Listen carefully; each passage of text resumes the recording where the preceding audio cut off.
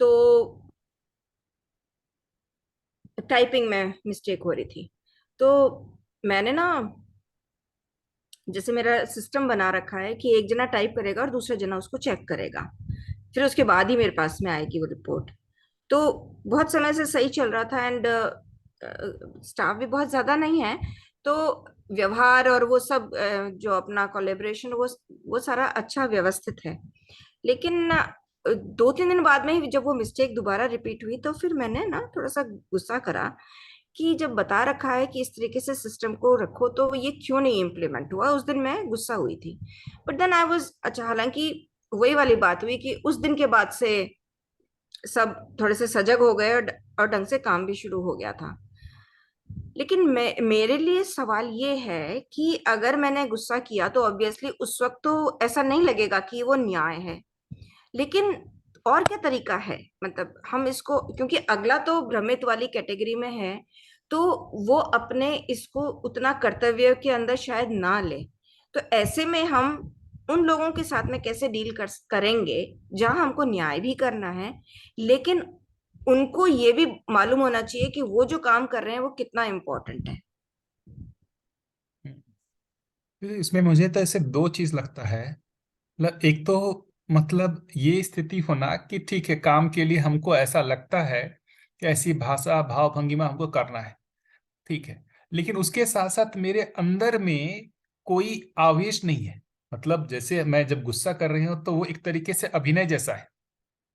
आंतरिक रूप से उसका कोई मेरे अंदर एक आवेश नहीं आ गया है, उसके प्रति कोई एक द्वेष घृणा ऐसा कुछ नहीं आ गया है ना। वो एक अभिनय जैसा है, भाव भंगिमा जैसा है, ताकि जो है उस जिधर की ओर मैं उसका ध्यान दिलाना चाहता हूँ वो ध्यान चला जाए। कई बार हम बच्चों के साथ वैसा करते ही हैं, अभिनय करते ही हैं। हम क्रोधित होते नहीं हैं लेकिन क्रोधित होने का एक्टिंग करते हैं। क्यों? क्योंकि भाई उसको किसी तरीके से एक मतलब क्या है कि वो गलत कुछ कर रहा है तो उसको रोकने के लिए हमको कुछ लगना चाहता है, लेकिन हमारे में उसके प्रति कोई गलत भाव नहीं है।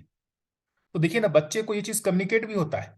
आप क्रोधित भी होते हैं तो थोड़ी देर का उसको प्रभाव होता है, लेकिन बच्चे में ये कम्युनिकेशन नहीं होता है कि मतलब माँ को मेरे से या इससे मेरे से मतलब वो है कि मतलब एक तरीके से घृणा हो गया है या ऐसा हो गया, ऐसा नहीं है।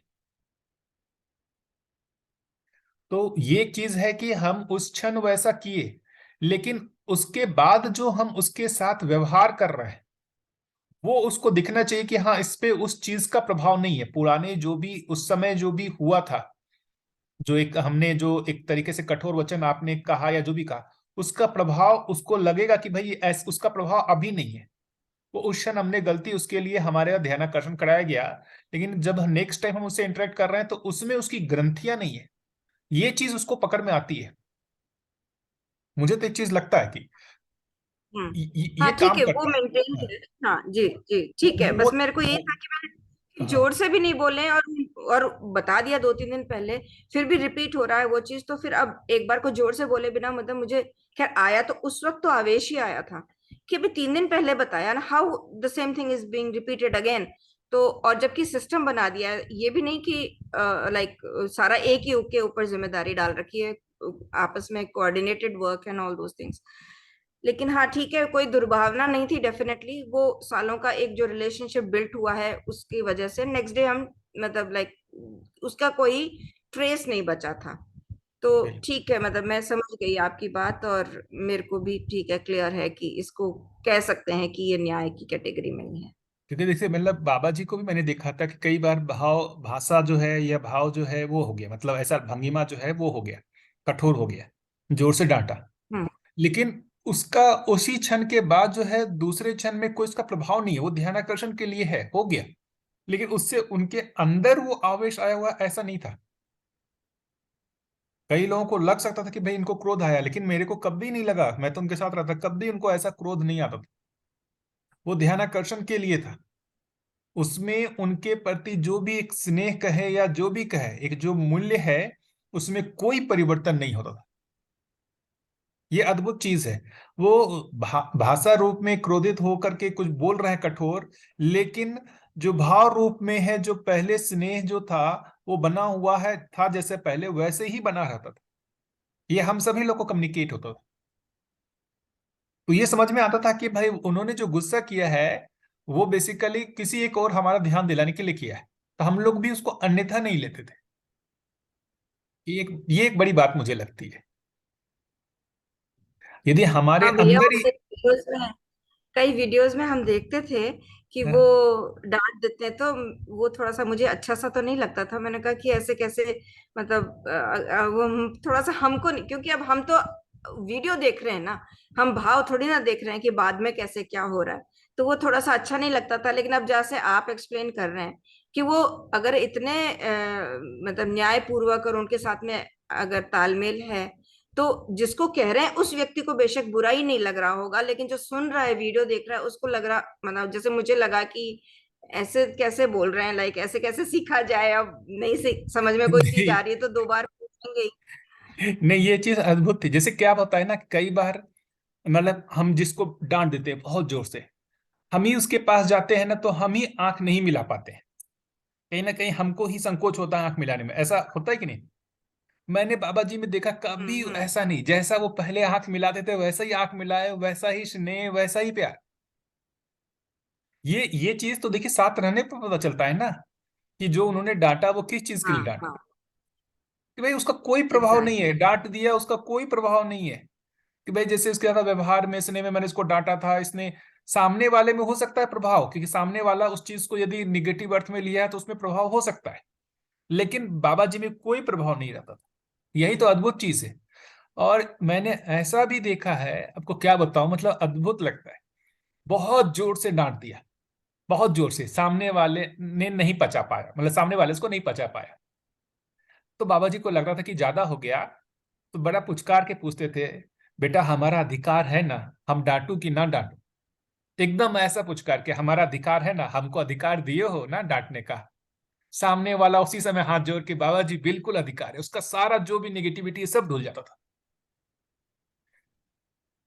मतलब बाबा जी को लगा कि ये ज्यादा हो गया और ये इसको नहीं पचा पा रहा है, बेचारा दुखी हो गया है, उसी समय बेटा हमको अधिकार दिए हो ना डांटने का, ऐसा। और ऐसा जैसे बाबा जी बोलते थे ना, सामने वाला एकदम द्रवित हो जाता था। कि एक तो देखो इतना बड़ा आदमी, ठीक है हमने कुछ गलत किया, उसके बाद हम ही, वही हमसे जो है माफी भी मांग रहा है, कि हमसे जो है चलो एक तरीके से भाषा के रूप में।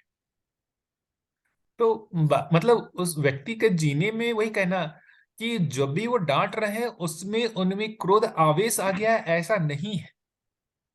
उनमें कोई एक अपेक्षा है कि जैसे आप कुछ पूछ रहे हो तो आपने उस पर कुछ सोचा होगा, आपका कुछ ध्यान।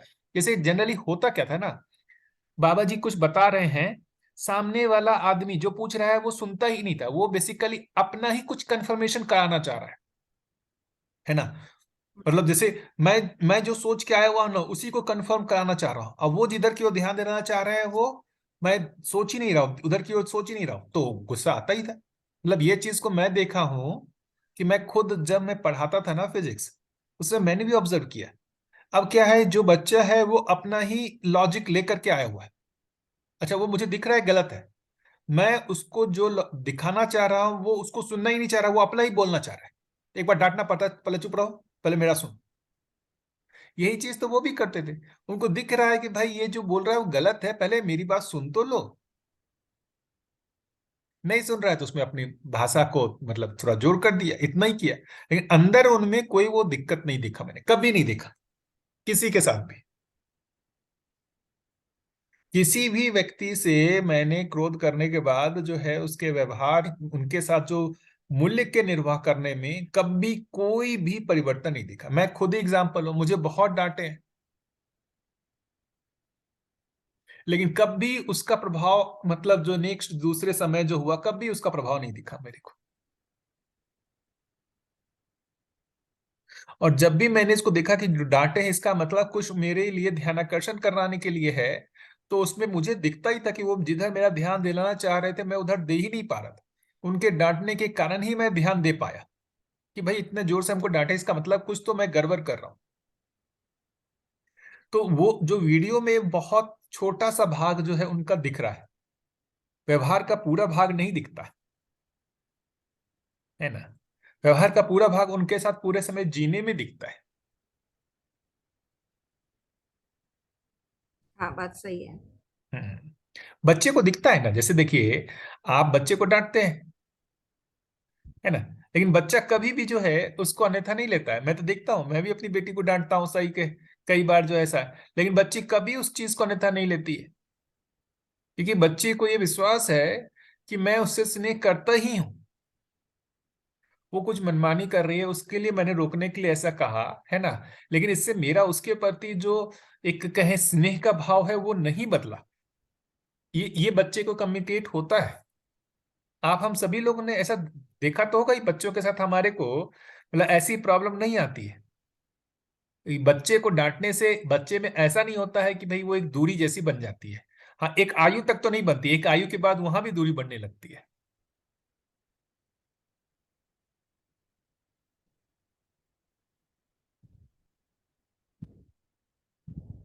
हाँ, उस आयु से पहले यदि बहुत अच्छा स्ट्रांग बॉन्ड बन जाए तो फिर वो रीजनिंग के साथ में समझ सकेंगे कि ऐसा क्यों कहा। बिल्कुल। जी। वही वो माँ बाप को भी सीखना होता है कि भाई एक आयु तक हम ठीक है, उसको हम मतलब उसके लिए आज्ञा पालन या अनुशासन के लिए कर सकते हैं, लेकिन एक आयु के बाद हम चाहेंगे कि वो हमारे पूरी तरीके से अनुशासन में रहे, है ना, उसकी जगह उसको स्व अनुशासन में आने का भी अवसर देना होगा। हम अपने अनुशासन में जो उसको चलाने का प्रयास करते हैं तो उसमें उसका एक अहंकार डेवलप हो जाता है। बहुत छोटे में वो अहंकार नहीं रहता है, इसलिए उसमें वो इस तरह की ग्रंथियां नहीं होती हैं। मतलब जैसे सिंपली देखते हैं कि अ, जैसे मान लेते हैं कि कुछ मान लेते हैं बच्ची को मैंने डांट दिया, है ना, ठीक, वो 1 घंटे रोई या सब कुछ किया, उसके बाद आए तो उसको कुछ याद ही नहीं है कि मैंने डांटा है या कुछ है, तो उसका जो चेहरा है वेलकमिंग है पूरा। लेकिन यही चीज मान लीजिए मेरे भाई के साथ हो, पत्नी के साथ हो ना, उसकी ग्रंथियां 1 2 3 4 दिन तक बनी रहती है। फिर हम जब नेक्स्ट टाइम हम्म। मिलते हैं तो उस समय वो मतलब चेहरे पर जो एक होता है ना, वो भाव भंगिमा अलग तरीके का रहता है। बच्चे के साथ नहीं होता है कि बच्चे में वो चीज कैरी नहीं होता है, वो भूल जाता है, उसकी स्मृति नहीं रहती है, बहुत कम समय की रहती है। तो ये सब मुझे लगता है कि हम लोगों को भी, यदि मतलब ये जो सब चीजें हैं हमको जो सही लग रहा है उसको भी बताना है, और साथ ही साथ अपने अंदर वो ग्रंथियां और आवेश भी ना आए उसको भी अपने को वो करना है। कई बार जैसे मैं जो अपना करता हूँ, ऐसा कई बार हुआ है जहां पर मैं भी आवेशित हो गया हूँ, क्रोधित हो गया हूँ और कुछ गलत वचन कर दिया हूँ। अब वो मुझे तो बहुत खटकता है कि मैंने गलत कर दिया, है ना। मैं जा करके, जब भी मेरे को तब तक शांति नहीं मिलती जब तक मैं जा करके उनसे माफी नहीं मांग लेता कि भैया मेरे से गलती हो गई, उस समय मेरे को नियंत्रण रखना चाहिए था, है ना, मैं नहीं रह पाया, इस कारण से मेरे से चूक हो गई। तभी मेरे अंदर जो वो कहे ना जो एक तरीके का प्रेशर, ये गलत जो मैंने किया है वो, उसका प्रभाव तब तक रहता है। जैसे ही व्यक्त करता हूं मेरे से वो हम्म। प्रभाव हट जाता है। ये स्वीकार लेना कि हम्म। मैंने गलत किया, यही बहुत बड़ा राहत दे देता है। ये जब तक हम ये नहीं स्वीकारते कि हमने गलत किया है तब तक हमको वो जो है ना बहुत परेशान करता है। एक बार स्वीकार लेते हैं कि हमने गलत किया है और उसको व्यक्त कर दिए, उससे हम हल्के हो जाते हैं। हम हाँ, ये तो बात कई, सही है, हमारी तरफ से क्लीनिंग हो जाती है। हाँ, हमारे में उसके प्रति कोई गलत भाव नहीं रहता है। अभी होता क्या है भाई, एक तो हम्म। अहंकारवश हम एक तो अपनी गलती स्वीकार नहीं करते, दूसरा यदि गलती को लगता भी स्वीकार लिए हम उसको व्यक्त नहीं करते, भाई उससे हम तो छोटे हो जाएंगे, हम कैसे उसके सामने बोले कि मैं गलत हूँ, मैं छोटा हूँ, है ना, वो हमारा एक इमेज का, या उसको हमको लगता है हमारा मान जो है वो भय हो जाता है। तो ये सब चीजों के कारण हम जो है व्यक्त नहीं हो पाते। तो एक तरीके से ये कहें सरलता जो है ना, हमारे व्यवहार में सरलता नहीं रहती, कहीं ना कहीं एक मतलब दिखावटीपन और बनावटीपन रह जाता है ना। तो ये सब चीजें मुझे लगता है सीखनी पड़े। एक बार की मुझे याद है, बाबा जी किन्हीं को डांट दिया, उनको खराब लगा, मतलब हाँ, तो फिर कोई पहुंचे, है ना, तो उनको बोले कि हमने उनको डांट दिया और उनको खराब लग गया, अब क्या करूं, आप आएंगे तो हम उनसे माफी मांग लूंगा, ऐसा बोले बाबा जी। अब बताइए, मतलब दिव्य मानव जो है इस लेवल के आदमी, जो मतलब ठीक है उनको डांटने का पूरा अधिकार है, और वो देख रहे हैं कि सामने वाले को खराब लग गया तो बोल रहे हैं ठीक है आप नेक्स्ट टाइम आएंगे तो हम उनसे माफी मांग लूंगा। मतलब उसी क्षण वो सामने वाला व्यक्ति महत्वपूर्ण है, ना कि हमारा ये जो क्रोध होना ये महत्वपूर्ण है। सामने वाला व्यक्ति हमसे ना छूट जाए, मतलब उसमें हमारे लिए कोई भी निगेटिविटी ना है। इसका कितना अद्भुत बाबा जी ध्यान रखते थे कि एक भी आदमी मेरे से या मेरे बारे में कुछ गलत स्मृति ना रखे कि मैंने इसका कुछ गलत व्यवहार किया है। यदि कुछ उसको हो भी गया है तो उसको भी सुधारने का, चलो मैंने, मतलब उसको लगता है कि मैंने गलत किया, चलो उसको सुधार लेते हैं। ऐसा मैंने देखा था। बाबा जी का एक और इंसिडेंट मुझे याद है बहुत, मतलब आयु 2015 में मुझे लगता है कि एक बार किसी ट्रिप में हम लोग जा रहे थे इधर नागपुर होते हुए, तो एक लक्की भैया है। तो बाबा जी को रास्ते में कम्युनिकेट किया गया था कि हम लोग उनके घर में रुकते हुए आगे जाएंगे। और नागपुर में जब हम लोग रुके, मतलब पहुंचे, तो उनके यहाँ ना पहुंच करके हम लोग हेमंत भैया के यहाँ चले गए। तो बाबा जी को बहुत खराब लगा, बहुत गुस्सा हुए, हमको बताया यहाँ और लेकर के यहाँ आ गया। अच्छा, बीच में हम लोगों ने प्लान चेंज किया और बाबा जी को कम्युनिकेट नहीं किया, उसमें उनकी कोई गलती नहीं थी। लौटते समय वो बोलते रहे लकी भैया कि मेरे पास, मतलब हमारे घर पे आइए। बाबा जी बोले हम उसके पास नहीं जाऊंगा, मतलब थोड़ा सा नाराजगी जैसा, है ना। तो वो पूरा परिवार सहित रोड पर ही आए और बढ़िया से जो भी उनका हो सकता है, मतलब सेवा सुसरा भोजन पानी सब कराया सभी लोगों को। फिर क्या हुआ कि एक बार जब नेक्स्ट टाइम बाबा जी आए और बिना किसी कहे वो बोले कि हमको जाना है लकी के घर, यहाँ छोटी से वो 5 घंटे की जर्नी करके हमको लकी के घर जाना है, खाना खाना है। तो हम लोग सब लोग सुबह निकले, दोपहर को खाना खा के फिर रात तक वापस आए। मतलब ये चीज मुझे जो लगता है कि उन्होंने एनालाइज किया कि भाई व्यवहार में उनकी तरफ से चूक हो गई, इसमें उसकी कोई गलती नहीं थी, लेकिन इसमें हमारी तरफ से चूक हो गई, है ना। उस चूक को भरपाई करने के लिए वो वहां गए, लेट करके गए, उस समय बैठ भी नहीं पाते थे। वो एक गाड़ी थी उसमें पीछे उनको लेटा करके ले जाते थे। मतलब इतना व्यवहार के प्रति अपना सजगता बना के रखना कि व्यवहार में उसके तरफ से गलती नहीं हुई, मिसकम्युनिकेशन के कारण हो तो गया मेरे तरफ से ही, उसके उसके लिए जो है उन्होंने बिना उस, जबकि लकी भैया को कुछ भी खराब नहीं लगा था, तो भी इन्होंने अपने तरफ से कि नहीं मेरे तरफ से जो है कुछ गड़बड़ हुआ है, उसको इसको ठीक करना है। मतलब देखिए दिव्य मानव का कोई भी व्यवहार का जो भी ग्रंथियां है आगे है ही नहीं, सब वर्तमान में उसको क्लियर करके चलते हैं। एक भी व्यक्ति के साथ हमने गलत नहीं किया है। क्या अद्भुत था उनका। ग्रंथियां किधर बनती है? हम करते हैं ना, हमने जैसे अभी देखिए ना, हम लोग में कितनी ग्रंथि है, जैसे परिवार वालों में, जैसे बताओ कि मेरा परिवार वालों से किसी के साथ अभी नहीं बन रहा है ना, बातचीत बंद है, सारा कुछ है। और ये ग्रंथियां हुई कि नहीं हुई, एक चित्रण हमारे में साथ जाएगी ना, हाँ, चित्रण में स्टोर रहती होंगी ना ये। है ना। अभी हाँ। अभी रिजॉल्व नहीं हुआ है ना, उस व्यक्ति के साथ हमारा व्यवहार कुछ भी अभी मतलब मधुर नहीं है ना, और हमने उसको ठीक भी नहीं किया, तो उसकी ग्रंथियां बनी हुई है कि नहीं बनी हुई, गलत स्मृति चित्त में बनी हुई है ना। वो जब भी व्यक्ति हमारे सामने आएगा, यदि चित्त में, मेमोरी में, जैसे ही चित्त में वो उसका चित्रण आएगा, हमारे उसका प्रभाव विश्लेषण पे आएगा, गलत विश्लेषण होगा और उससे मन में गलत भाव भी आएंगे, हम हमारे को परेशान करेगा। अभी उतना छोड़ दिए ना, ऑफिस में ही किसी से झगड़ा हो जाए, है ना, अपने बॉस से या किसी से झगड़ा हो जाए, वो देखिए उसका कितना ग्रंथि बनता है। हम उसके बारे में सोच सोच के ही परेशान होते रहते हैं अपने अंदर ही, जब तक उसको रिजॉल्व नहीं कर लेते हैं। वो जो चित्त में हमारा वो एक जो बना हुआ है वो व्यक्ति चित्रण में, वो जिस भी क्षण सामने आएगा हमको परेशान करेगा। वो आदमी हमको फिजिकली मिले या ना मिले कभी भी, लेकिन हमारे चित्रण में जिस भी दिन वो व्यक्ति चित्रण में उभरा, वो हमको परेशान करेगा।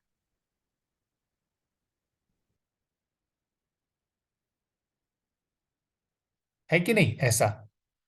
ग्रंथि भाव में नहीं बनती। ग्रंथि भाव वश ही चित्त में जाकर के स्टोर हो जाती अब ये सही। है ना। मतलब स्टोरेज तो चित्त में ही है ना।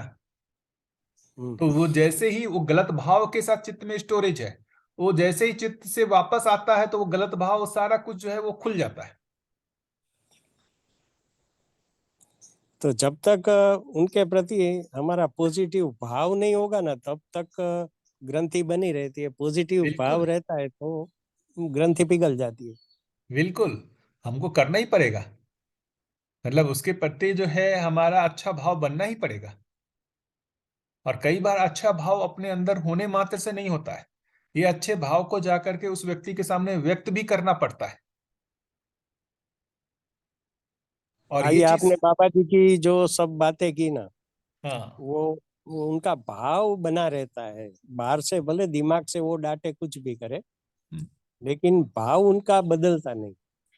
बिल्कुल। तो ये सब मुझे लगता है कि यदि हमारे को व्यक्ति महत्वपूर्ण, व्यवहार महत्वपूर्ण, न्याय महत्वपूर्ण लगता है, तो अभी की स्थिति में हो सकता है कि हमसे गलतियां हो जाएं, लेकिन उस गलतियों को सुधारने का भी हमारा ध्यान तो जाना चाहिए। ठीक है, हो गए व्यवहार में गलतियां, अब उसको कैसे ठीक करें। एक भी व्यक्ति हमसे यदि नाराज है या हमारे बारे में गलत सोचता है ना, तो इसका प्रभाव हम पर तो पड़ेगा। वो हमारी ही ग्रंथ, जैसे अभी मैं अपनी बात बताऊं कि एक आदमी से मान लेते हैं मेरा मनमुटाव हो गया, सारा कुछ हो गया। अब क्या है कि अब मेरा उससे कोई बातचीत नहीं हो रहा है ना, लेकिन मेरे को पता नहीं, मतलब बेचैनी भी है, क्योंकि जिस क्षण भी उस व्यक्ति का स्मृति आ रहा है किसी कारणवश से भी, तो वो मुझे अंदर से परेशान कर रहा है, मैं कंफर्टेबल फील नहीं कर रहा हूँ। फाइनली यही हुआ कि जा करके उनसे जो है, भाई माफी मांगा, ठीक है भैया, मान लेते हैं कि मेरी ही गलती है ना, लेकिन हमारे बारे में जो भी आप गलत सोचते हैं या जो भी है, इसको निकाल दीजिए, मैं माफी मांगता हूँ। वो भी स्वीकार किए कि भैया कोई हमारे आपके बारे में कोई भी हमारा गलत मानना नहीं है, अब हम लोग अच्छे हैं। उसके बाद से ही वो व्यक्ति मेरे स्मृति से जाता है, वरना उससे पहले स्मृति से जाता ही नहीं है, परेशान किए रहता है वो।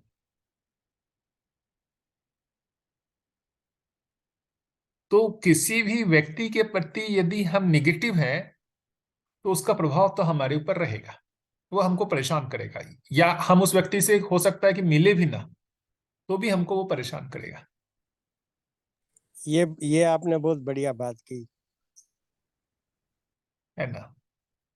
हम हमारे अंदर परेशानी बनी ही रहती है, भले ही हम किसी को बोले नहीं, व्यक्त नहीं करें, लेकिन हम खुद अंदर जलते रहते हैं। है ना। हो सकता है, इसे कई बार मान लेते हैं कि, इसे मैं बता दूं सिंपल चीज। मान लीजिए कि मैं अभी अपने घर से दूर हूं, है ना, और घर पर मान लेते हैं हमारे किसी संबंधी के साथ मेरा बना नहीं है, सारा कुछ है ना। तो जब मैं दूर हूं तो हो सकता है कि इसका प्रभाव मेरे ऊपर अभी कम हो, प्रभाव तो अभी भी है। हो सकता है कि महीने में एक बार मुझे वो याद आता होगा, और जब भी याद आता होगा तो उसके प्रति मुझ में घृणा, उपेक्षा, ये सब का भाव आता होगा, मुझे अच्छा नहीं लगता होगा। लेकिन यदि किसी कारणवश मुझे अपने घर जाना पड़ा, वो जो पुराने जितने भी हमारे वो घृणा के भाव वो सब थे ना, वो सब खुल जाएंगे। वहां तो और भी मुश्किल हो जाएगा। जब हम दूर हैं तब तो चलिए उसका प्रभाव कम है, जैसे ही हम वहां जाएंगे उसका प्रभाव और ज्यादा हो जाएगा। तो मुझे लगता है कि अपने लोगों को, मतलब जैसे जो भी साधना में है या जो भी उनको है, तो कम से कम उनमें एक तो चीज, ये चीज होनी पड़ेगी कि उसका किसी भी व्यक्ति के साथ दुर्भावना नहीं है, कोई भी गलत व्यक्ति, कोई भी व्यक्ति के प्रति उसके मन में कोई घृणा, अपेक्षा, द्वेष नहीं है। तभी वो ध्यान लगा सकता है, वरना उसका ध्यान ही नहीं लगेगा। बहुत मुश्किल है इसका ध्यान लगना। जबरदस्त बात की आपने। ये सारे जो है ना निकल करके सामने आ जाएंगे। जब भी ध्यान करने जाएगा उसको वही आएगा, उसने ऐसा किया, उसने वैसा किया, सारा विचार उसी पे ही चल जाता है।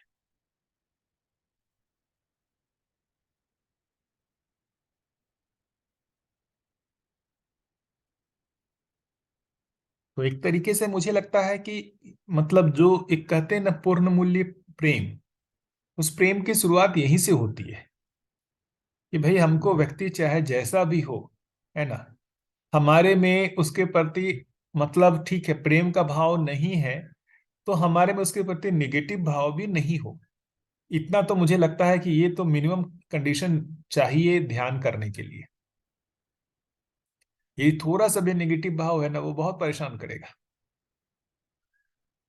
वो स्वप्न में भी परेशान करेगा आपको, ओहो। नहीं छोड़ता है पीछा। मैं तो देख रहा हूं कहाँ छोड़ता है पीछा। नहीं, आप एकदम सही बोल रहे हो, ये मेरा भी अनुभव है। इसीलिए बाबा जी ने एक जगह कहीं तो भी बताया है कि जो मानव से प्रेम नहीं कर सकता वो ईश्वर से प्रेम नहीं कर सकता। बिल्कुल।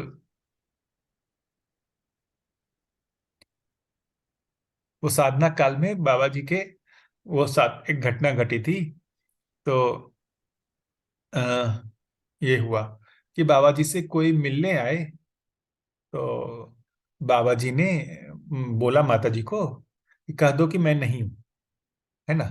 तो माता जी ने कह दिया और चले गए। फिर बाबा जी ध्यान करने बैठे तो उनका ध्यान ही नहीं लगा, है ना। 2 दिन भी ध्यान नहीं लगा, तीसरे 3 दिन तक ध्यान ही नहीं लगा उनको। वो अंदर से परेशान हो गए क्योंकि उन्होंने जो व्यवहार किया उनको स्वीकार नहीं हो रहा था, उन्होंने झूठ बोला। फिर दूसरे या तीसरे दिन जब बैठे ध्यान में, तो उनको ऐसा ध्वनि सुनाई दिया कि जो मानव से प्रेम नहीं कर सकता, है ना, उसको ईश्वर से प्रेम नहीं हो सकता। तब जाकर के उनको स्वीकार हुआ, उन्होंने अपनी गलती स्वीकारी और पूरा चीज को बदला कि जो भी व्यक्ति आते थे उससे वो अच्छे से मिलते थे,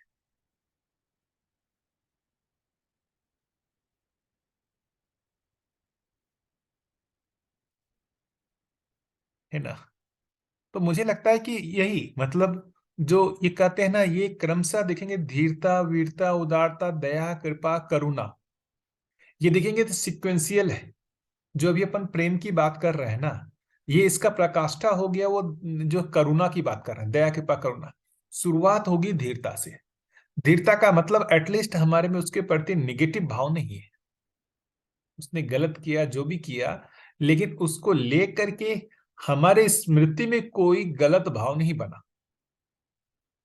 हम उसके साथ अच्छा व्यवहार नहीं करें या जो भी हमारा उसके साथ प्रेम का भाव नहीं रहे, लेकिन उसके प्रति हमारे में कोई द्वेष, घृणा, उपेक्षा, है ना, वो भी ना हो, निगेटिव भाव भी ना हो। एटलीस्ट पहले इसको तो इंश्योर करना पड़ेगा ना।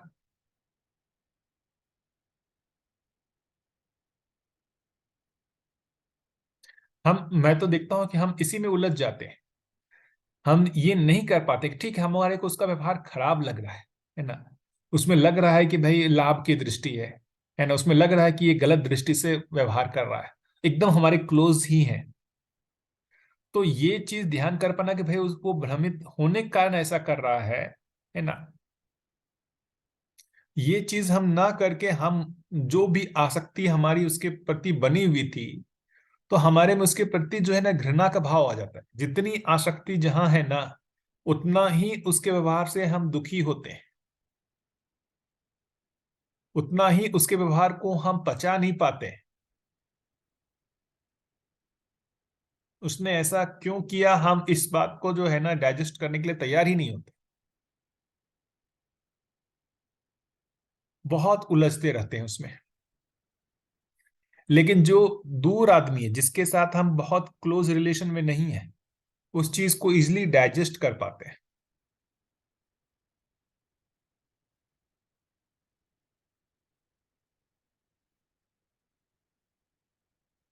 नहीं होता ऐसा। एक ही गलती कौन व्यक्ति कर रहा है ये भी डिपेंड करता है।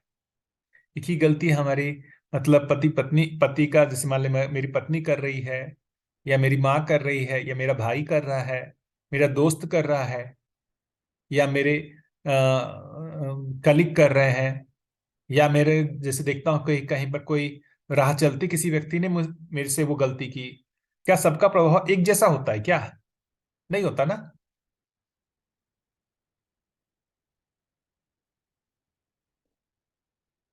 जिसके साथ जितना हम क्लोज जुड़े हुए रहते हैं, उतना उसका नेगेटिव प्रभाव पड़ता है।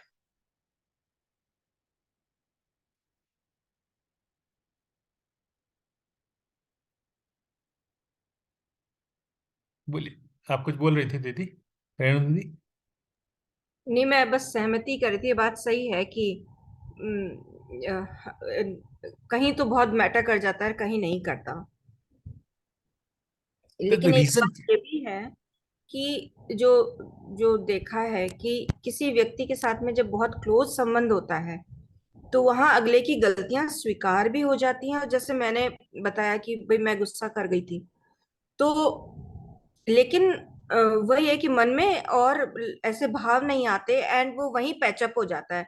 मतलब ना तो गिल्ट आता है अगले को भी, जैसे एक बार मेरे उससे रिएक्शन हुआ, लेकिन अगले को भी पता है कि मैं रूटीन में तो नहीं कहती ना, मतलब ऐसे। तो अगर हमारे रिलेशनशिप पहले से स्थापित हैं, तो ये चीजें गौण हो जाती हैं कि कभी कोई चीज ऊंच नीच कह दी तो। बिल्कुल।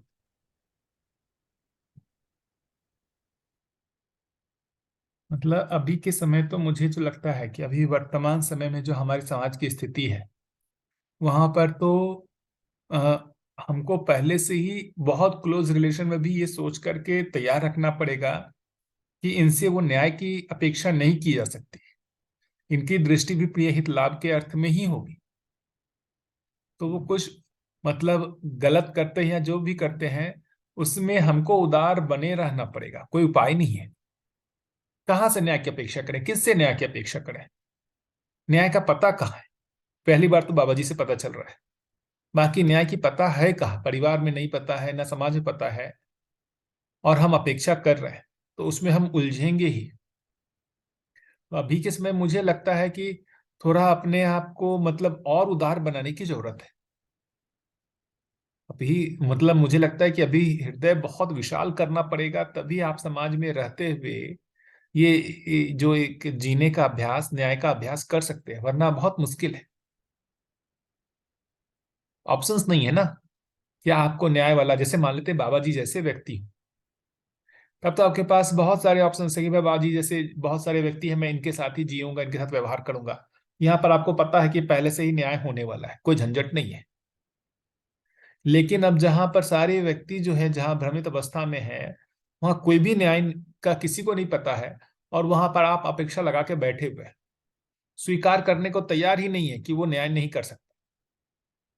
बार बार हम उसको क्या है ना, उसने ऐसा क्यों किया, उसने ऐसा क्यों किया, उसने ऐसा क्यों किया, उसने मेरे साथ ऐसा क्यों किया, इसको बार बार हम अपने जो है ना विश्लेषण में लाते हैं, और उस व्यक्ति के प्रति घृणा का भाव को डेवलप करते रहते हैं।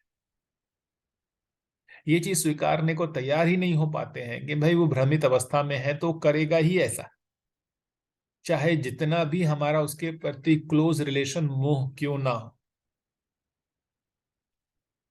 हम नहीं स्वीकार पाते, मोहवश जो है, हम ये नहीं स्वीकार पाते हैं कि वो न्याय के योग्य नहीं है। मोहवश हम उससे न्याय की अपेक्षा में बने ही रहते हैं। वो न्याय के योग्य नहीं है तो भी हम मोहवश उससे मतलब वो न्याय करेगा ऐसा हट बना के रखते हैं। आपने आज ये इतना साधक के लिए जो गहरा मामला है भाव का, ये विषय आपने छेड़ा है। हमने देखा है कि बाहर से संबंध काट देते हैं ना, फिर भी अंदर इतनी घृणा पड़ी रहती है। वो देख के समझ में आता है कि इसको साधना में आना है तो कितना जन्म लेना पड़ेगा। अंदर घृणा इतनी गहराई में पड़ी है, आना जाना बंद है, संबंध नहीं है, फिर भी घृणा पड़ी है। वो कितना भी पठन करेगा, आप बोले ना ध्यान करेंगे तो ध्यान में वही आएगा, ये सही है। बिल्कुल। आप लोग बताइए, आप लोग का क्या इस बारे में है? क्योंकि ये बहुत मुझे इम्पोर्टेंट मुद्दा लगता है, क्योंकि हम सभी लोग जिस विधि में चल रहे हैं वो पारिवारिक विधि है ना। संन्यास जैसा हम लोग लेके चल नहीं रहे हैं कि जहां पर हम इन सारी चीजों को ही कट कर दे रहे हैं। तो परिवार में क्या इस तरीके के दिक्कतें हम लोगों को झेलनी पड़ रही है या नहीं कर रही है? पहले तो ये हो जाए, फिर इसका समाधान ढूंढेंगे। भैया मैं अपना व्यू रखूं भैया। हाँ बोलिए ना दीदी। भैया मैं तो जैसे ना, मैं अपना ही पर्सनल बता रही हूँ भैया।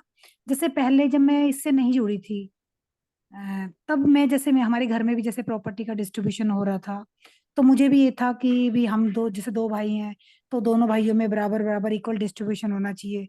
जबकि पेरेंट्स से कि एक भाई को ज्यादा दे रहे थे, दूसरे को बहुत कम दे रहे थे, तो मैं बोल रही थी कि नहीं बराबर करो। तो उसकी वजह से थोड़े से डिफरेंसेस भी आए, काफी मनमुटाव भी रहे। बट जब से मैं इससे जुड़ी ना भैया, तो मुझे लगा कि क्या फर्क पड़ता है अगर प्रॉपर्टी कम भी मिली तो। क्योंकि अगर संबंध चले गए तो प्रॉपर्टी ज्यादा भी मिल गई तो कोई फर्क नहीं पड़ेगा। क्योंकि ज्यादा मिलके भी हम जिएंगे तो अपने अपनों के बीच में ना, जब अपने नहीं रहेंगे तो क्या करेंगे। तो और दूसरी बात ये बात आई भैया, जैसे मेरे भी आगे दो बेटे हैं, तो मुझे लगा अगर प्रॉपर्टी ज्यादा भी मिल गई तो आज जब मैं इसके लिए कर रही हूँ तो कल को मेरे बच्चे भी यही सब करने वाले हैं। तो अगर मैं ही इस चीज को लेके यही अगर बच्चे मेरे से सीखेंगे, क्योंकि जो हम कर रहे हैं वही हमारे बच्चे सीखेंगे, बच्चे हमसे ही तो संस्कार ले रहे हैं। तो भैया उसके बाद से बिल्कुल हमने मम्मी को क्लियर बोल दिया कि मम्मी आपको जो अच्छा लगे, जिसको जितना मन करना है दो, नहीं देना मत दो, कोई फर्क नहीं पड़ता। तो बड़े अच्छे से हो गया और कोई मन में किसी भी तरह का मनमुटाव नहीं आया, और बड़ा अच्छा रिलैक्स फील हो रहा है, संबंधों में भी कोई किसी तरह का कुछ नहीं हुआ। बल्कि अंदर से एक पॉजिटिविटी है कि इससे हमने अपने बच्चों के अंदर भी एक संस्कार नई पीढ़ी में कर दिया कि बेटा प्रॉपर्टी सब कुछ नहीं होती, संबंध बड़ी चीज होती है। और बहुत अच्छा फील हो रहा है भैया, संबंध भी बहुत अच्छे से मेंटेन रह गए और आपस में प्यार पहले से ज्यादा हो गया। बहुत बड़ी बात कह रही दीदी आप। क्योंकि जनरली जो लोग हैं, मतलब इस समाज में देखेंगे, सबसे बड़ा झंझट तो यही है, ये प्रॉपर्टी और ये सब चीजों को लेकर के। यदि भौतिक सुख सुविधाओं को लोग संबंध से ऊपर रख देते हैं, वहीं से सारा कुछ ये सब शुरू हो जाता है। नहीं भैया, बाबा जी से जुड़ने से पहले तो मेरे मन में भी आया था कि क्यों हमें भी बराबर मिलना चाहिए, हम भी तो भाई इक्वल सेक्रीफाइस कर रहे हैं, सब कुछ है। तो लेकिन जब मुझे लगा ना कि यही संस्कार हमारे बच्चों में जा रहे हैं, तो वो चीज मेरे माइंड में इतनी बुरी तरह से मतलब अच्छे से झकझोर दिया कि जो आज आप कर रहे हो ना, जैसे दो भाइयों के बीच में आप कर रहे हो, तो कल को आपके भी दो बेटे हैं, दोनों वो भी दो भाई हैं, और उनकी जब शादी होगी तो उनके वाइफ के बीच में भी ये आएगा कि इनके बीच में ऐसे हो, तो मेरे दोनों बेटे भी बढ़ जाएंगे। तो मैंने बच्चों को क्या दिया, पैसा तो आई गई चीज है, मेन तो संस्कार है, वो तो मैंने बच्चों में डाल दिया कि नहीं आपस में मिलके नहीं रहना, फिर प्रॉपर्टी बड़ी बीजे बड़ी चीज है संबंध से। तो वो चीज भैया अंदर से गहरी बैठी और उसका इफेक्ट आया, और हम लोगों ने तो बिल्कुल केयर माइंड बिल्कुल वॉश कर दिया कि नहीं प्रॉपर्टी बड़ी चीज नहीं है, संबंध बड़ी चीज है। तो ये बहुत अच्छा लग, इसके बाद से इतना अच्छा पॉजिटिविटी आ रही है, संबंध भी पहले से ज्यादा बेटर हो गए बल्कि। बिल्कुल, बहुत ही बढ़िया।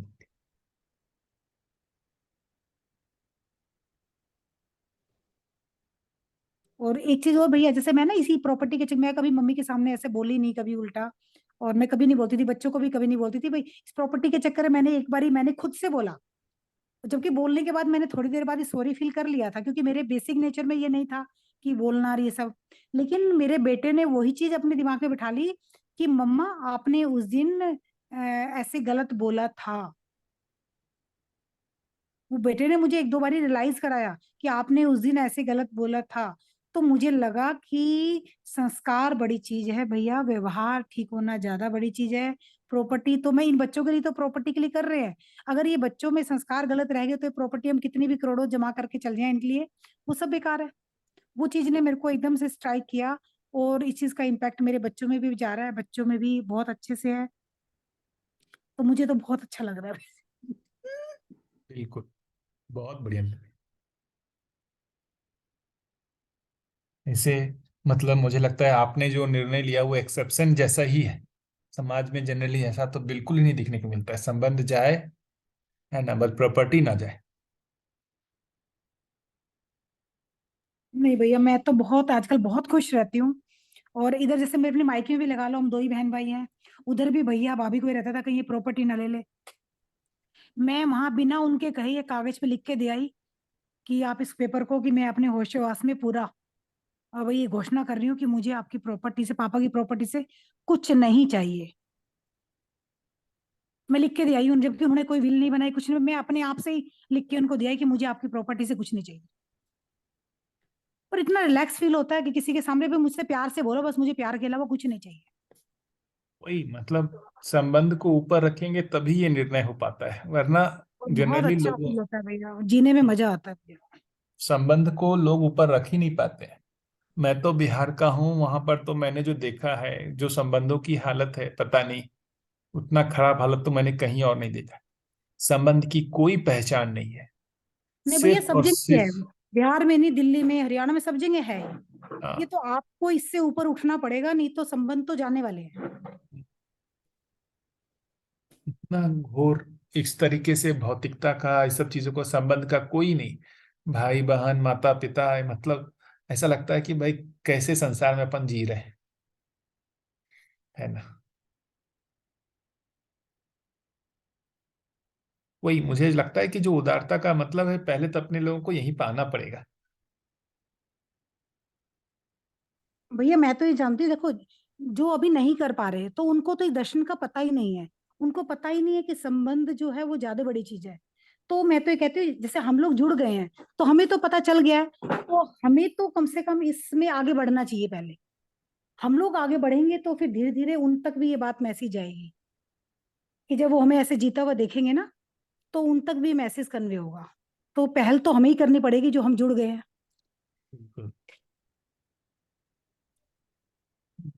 दीदी। और कोई रखना चाहेंगे घर घर की कहानी?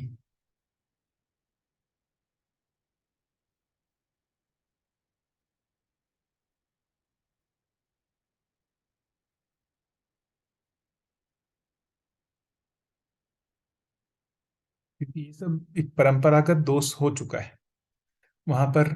जो ये दीदी कह रही है कि ये परंपरा, मतलब जो भी घटना अभी वर्तमान में घट रही है उसका बीज जो है भूत में है। तो ये घट इसलिए रही क्योंकि इससे पहले परिवार में यही चीज घटित होता ही आया है। सभी लोग जो है भौतिकता को और धन को ही प्राथमिकता पे रख करके जो एक दूसरे के साथ जिए, इस कारण से जो है जो व्यवहार है, जो संबंध है वो गौण हो गया। तो कहीं से तो इसको शुरुआत करना पड़ेगा, जैसा दीदी ने शुरुआत किया।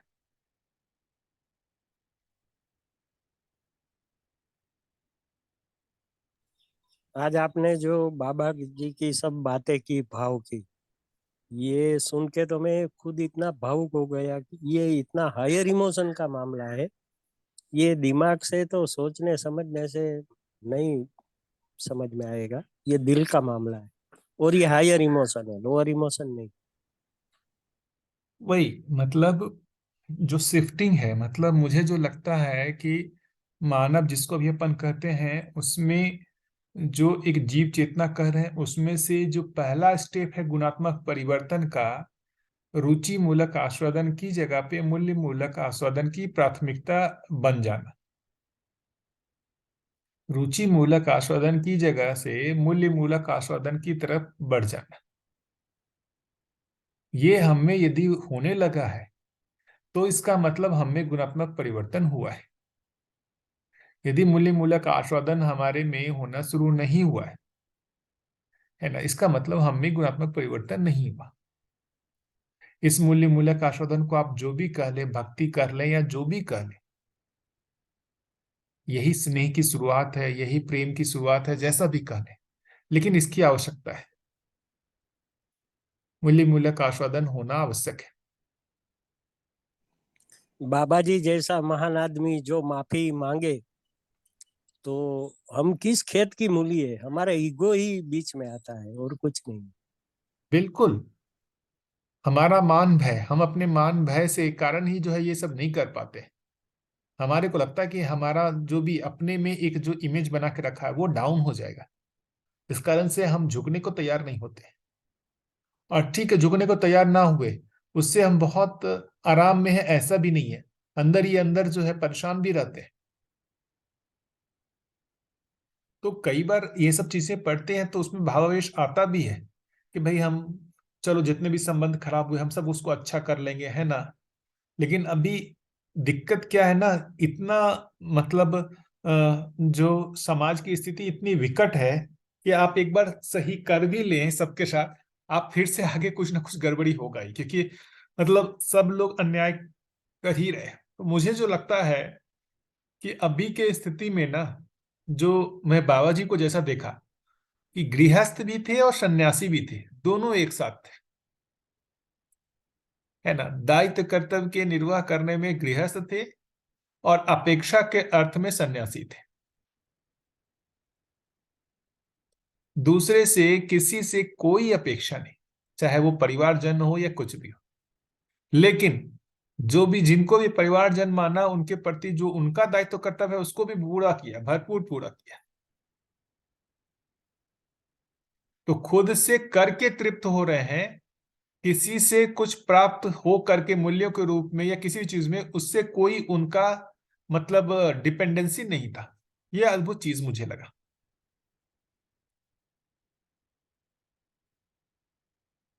मतलब एक तरीके से ऐसा लगता था कि मतलब वो अद्भुत एक कॉम्बिनेशन थे गृहस्थ और सन्यासी के, दोनों के।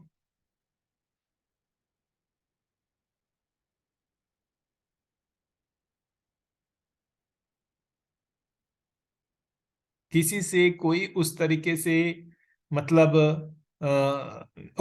अपेक्षा नहीं कि जिसको पूरा नहीं होने पर उससे उनको दुख हो रहा हो, है ना। ऐसा कभी नहीं देखा मैंने।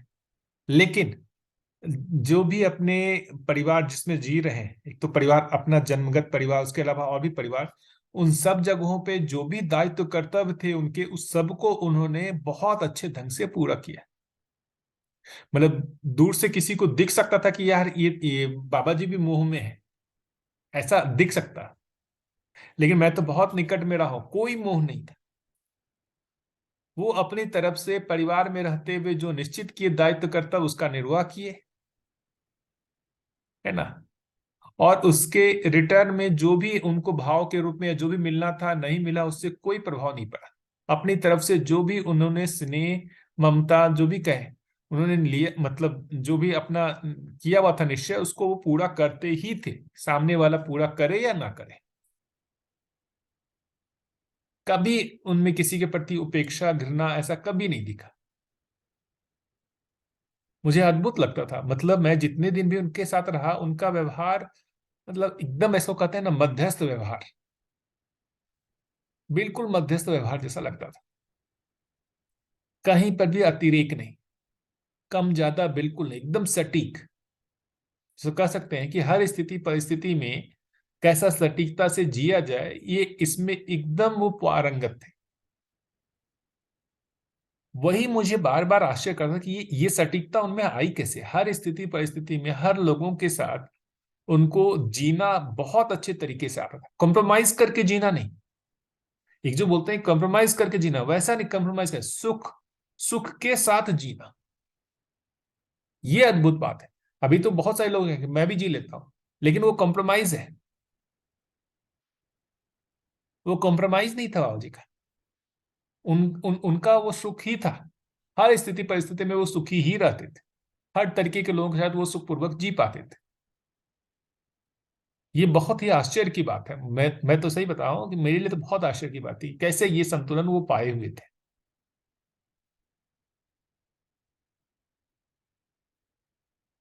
अपने से तो नहीं बनता, हम तो परिवारजनों में ही उलझ जाते हैं।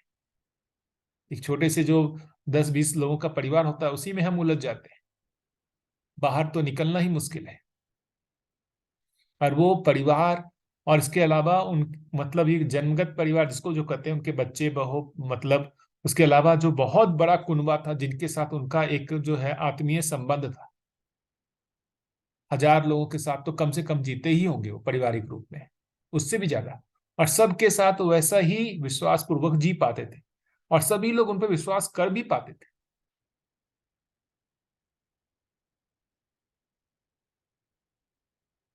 तो ये मुझे जो लगता है ना कि जो एक बहुत बड़ा जो एक व्यवहार में प्रमाण था ना, वो मेरे लिए बहुत बड़ा आकर्षण था कि ये कैसे इनमें आया हुआ है। उसके मूल में बार बार मैं जब भी निकाला कि भाई इसके ये सोर्स कहाँ से है, मैं इसका अनुकरण करने का प्रयास कर रहा हूं लेकिन मुझसे हो नहीं पा रहा है। तो जो उसका सोर्स जो मैंने देखा ना, वो जो ब्रह्मानुभूति जिसको कहते हैं, वही था। इन सब के मूल में जो बाबा जी में जो वो सोच था, ब्रह्मानुभूति, जो अपन ने पढ़ा था ना कि अंतर्यामी के अनुभव से पूरे विश्व को एक परिवार के रूप में स्वीकारता है। अनुभव दर्शन का एक लाइन जो मैंने कभी मतलब दिखाया था। तो ब्रह्मानुभूति होने के बाद जो है एक आदमी का घड़ा पूरी तरीके से भर गया। बाहर से ना तो उसको कोई सुखी कर सकता है ना ही कोई दुखी कर सकता है, वो अपने आप में तृप्त है, हर समय तृप्त है। तो वो तृप्त है तो वो दूसरों को तृप्त ही करेगा। बाहर की अतृप्ति से उनमें कोई प्रभाव नहीं पड़ेगा, क्योंकि वो बाहर के प्रभाव से मुक्त हो चुके हैं। अभी हमारी स्थिति वैसी नहीं है, हमारा घड़ा खाली है, हम अतृप्त हैं। और अपनी जो अतृप्ति है वो हम, उसको तृप्त करना चाहते हैं बाहर से। हम भाव के रूप में पूर्ण नहीं है और दूसरे से भाव की अपेक्षा करके हम उसको तृप्त करना चाह रहे हैं। यही डिफरेंस है उनमें और मुझ में या हम लोगों में। तो हम लोगों को भी ये एक पूरी तरीके से बार बार ये चीज स्वीकारना होगा ये लक्ष्य के रूप में कि हमारा भी अंतिम लक्ष्य तो ब्रह्मानुभूति ही है। ये ब्रह्म का अनुभव, व्यापक का अनुभव जो आत्मा में होगा, उसके बाद ही हमारे में जो ये पूर्ण प्रेम कह रहे हैं, जो ये प्रेम होगा हमारे में, उसके बाद ही उसका प्रदर्शन होगा, उससे पहले नहीं होगा। लेकिन अब उस मतलब जो पूर्ण प्रेम का प्रदर्शन होना है, उस वो वहां तक पहुंचने का रास्ता क्या है? क्या अभी हमको किसी व्यक्ति से प्रेम नहीं है और सडनली हमको व्यापक का अनुभव होगा और हम सबसे प्रेम करने लग जाएंगे? ऐसा नहीं। मुझे लगता है वो प्रेम की शुरुआत यहां स्नेह से होगी या धीरता से होगी,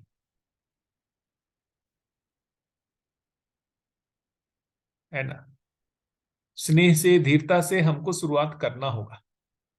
लेकिन यही कह रहा हूं ना, मतलब पर्सनली मैं अपनी बात बताऊं तो मैं इसमें प्रयास कर रहा हूं, लेकिन कई बार क्या है कि जिनके साथ खराब व्यवहार बन गया है या खराब एक स्मृति बन गई है, वो उलझा जाते हैं। वो बार बार जो है वो सुलझ नहीं रहा।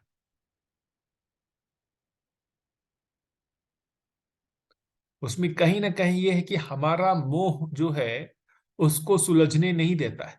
हम यदि मोह से मुक्त हो जाएं, है ना, तो हम उसको आसानी से सुलझा पाएंगे।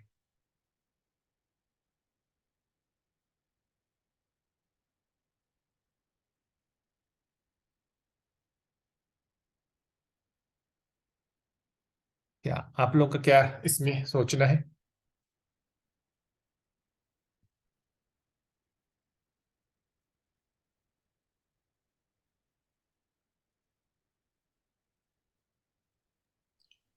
क्या कहा भैया? एक बार मैं सुन नहीं पाई मैं। मोह क्या? के कारण जो है हम स्वीकार नहीं पाते जो वस्तु स्थिति है। एक व्यक्ति मान लेते हैं उसमें कुछ है, मतलब वो न्याय के योग्य नहीं है ना, तो भी हम मोहवश जो है इस उसकी वास्तविक स्थिति को स्वीकार करने को तैयार नहीं होते। मोहवश हम उससे वो अपेक्षा किए ही रहते हैं जो जिसको वो पूरा नहीं कर सकता।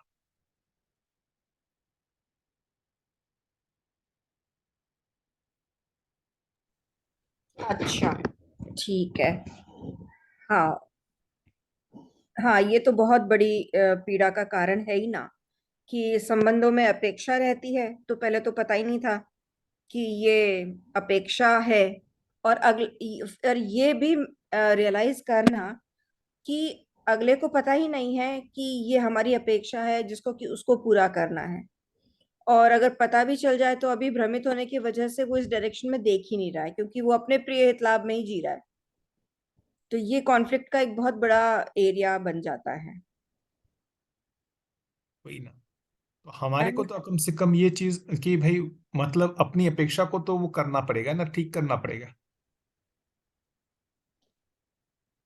हाँ, यही बहुत मुश्किल काम होता है, अपनी अपेक्षा को मतलब सही ले जाना। कि क्योंकि जैसे ही हम मतलब जैसे ये होता है ना कि भाई हाँ ठीक है, अब इससे अपेक्षा नहीं करनी है, तो दूरी बना करके ही हो पाता है कि अपेक्षा नहीं करनी है। क्योंकि जो ही हम नजदीक या संबंध की तरफ देखते हैं तो अपेक्षा आ जाती है। और अपेक्षा नहीं करनी है तो एक डिस्टेंस बना लो ताकि हम अपेक्षा ना करें। फॉर द टाइम बीइंग एक डिस्टेंस बना करके अपनी ग्रोथ पूरी कर मतलब कुछ समय के बाद में फिर हम नजदीकी रख सकते हैं कि हाँ अब हम अपेक्षा नहीं करेंगे और उस व्यक्ति के साथ में सिर्फ न्याय ही करने की कोशिश करेंगे, क्योंकि अब हमको पता है कि वो भ्रमित है और उसको ये सारे चीजें नहीं पता। हम्म, बिल्कुल। जी। शुरुआत में तो दूरी बना करके, लेकिन बाद में ऐसा हो कि भाई दूरी बनाने की आवश्यकता भी नहीं है ना? एग्जैक्टली। जी। हाँ, वो हाँ, कुछ भी थोड़े से सही गलत इक्विप्ड हो करे, जाए। हाँ, वो थोड़े सही से। गलत, हाँ सही गलत कुछ भी करता रहे, उससे हम पर प्रभाव नहीं पड़े। हम्म। ये जी। देखिए, बहुत क्लोज रिलेशन में ना सबसे ज्यादा दिक्कत है पति पत्नी, माता पिता, है ना, बच्चे। यहाँ पर सबसे ज्यादा मतलब मुझे लगता है कि ये 3 रिलेशन जो हैं जहां पर सबसे ज्यादा आदमी उलझता है, पति पत्नी में, माता पिता के साथ, बच्चों के साथ, है ना, भाई के साथ, बहन के साथ, हो सकता है वो थोड़ी दूरी बना भी लेता है, लेकिन ये 3 संबंध में उसको दिक्कत आती है। सासू ससुर में भी आती है। हाँ, सासू। अरे भाई भाई से दूरी बना ले। नमस्ते सभी को, रेखांत भैया नमस्ते। मैं शीश हाँ, राम जयपुर। मैं भी, आपने दूरी की बात कही तो वो दूरी भी कहीं विरोध को लेकर बनती है भाई से भी दूरी। हाँ। एक्चुअली में अब के समय क्या है ना, थोड़ा सा ये भी हो गया है कि भाई भाई साथ रहते भी नहीं है, क्योंकि अब सब जॉब जाले हो गए हैं, तो एक फिजिकल डिस्टेंस ऐसे ही बन गया है ना। तो ऐसे भी बन गया। दूसरी बात भैया, जैसे बाप बेटे में भी, जैसे बहू आ जाती है तो वो भी, बाप जयपुर में रहता है, बेटे को बंगलोर सर्विस के लिए भेज देता है। और वो वैसे तो कहता है सर्विस कर रहे हैं, लेकिन वैसे वो संबंध सही नहीं है, इसके चलते भी उनको दो जगह रहना पड़ता है कई बार। मतलब वही तो कह रहा हूँ कि ये भी क्या है कि उनको भी नहीं पता और अपने को भी नहीं पता है, सब उलझे हुए हैं हम लोग। हम्म। अब इसका उपाय क्या है? तो मुझे तो वही एक उपाय लगता है कि पहले धीरता। जैसे मतलब ठीक है, कोई गलत होता हुआ दिख रहा है तो उसमें हम तो आवेशित ना हो। अभी जनरली जैसे मतलब मैंने जो गलतियां की बताता हूँ, कुछ गलत होते हुए दिख रहा है तो मैं ही आवेशित हो गया, मैं ही क्रोधित हो गया, और क्रोध जैसे ही आया तो उसमें मैंने तो कुछ ना कुछ कह ही दिया।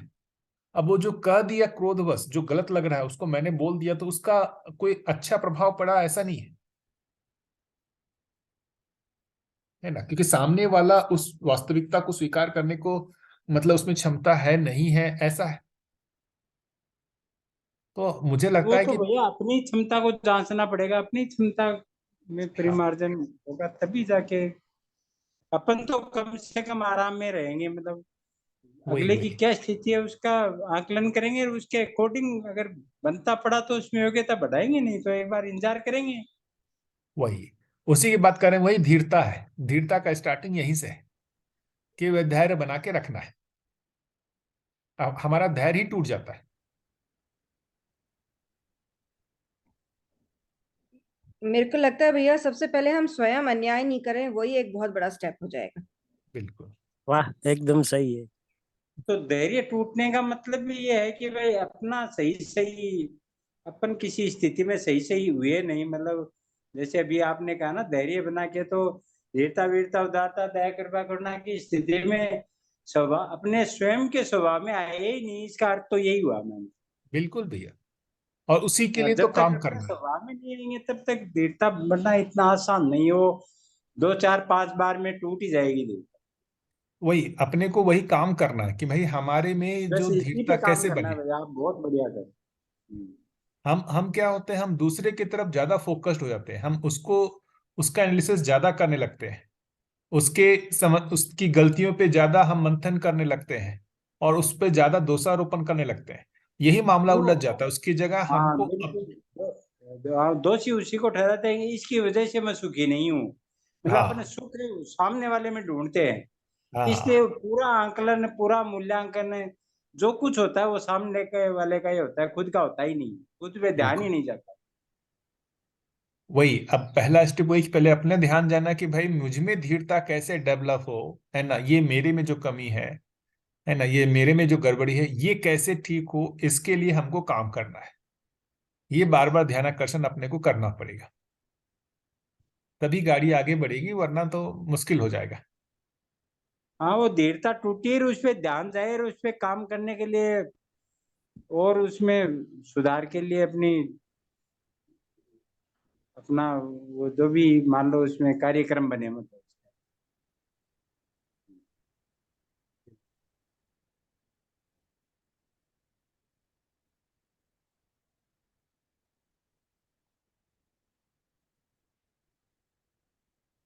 परंपरा बनने तक तो देखिए मतलब कठिनाइयां हैं, क्योंकि आप जिस चीज का जीने का अभ्यास कर रहे हैं वो जिनके साथ कर रहे हैं उनमें है ही नहीं।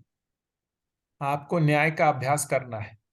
अब न्याय का अभ्यास ऐसे लोग साथ करना है जो अन्याय करते हैं, तो आपको वन वे अभ्यास करना है यदि मान लीजिए आपको ऐसी जगह पर अभ्यास करना होता जहां पर टू वे है, वो भी अन्याय न्याय करना चाहता है, मैं भी न्याय करना चाहता हूं, और वहां पर अभ्यास कर रहे हो तो सरल होगा।